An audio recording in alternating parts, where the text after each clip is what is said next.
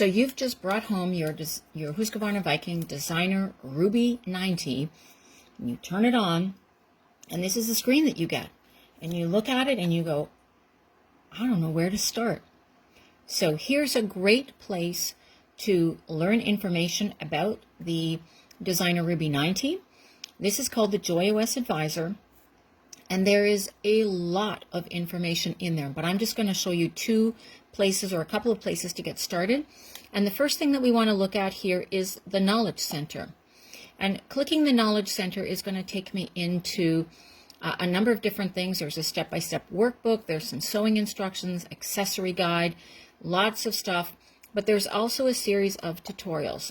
So if I wanted to learn how to thread the upper thread, I have all those instructions right here on the screen, including some videos that are going to give me all the information that I need to get started on the machine.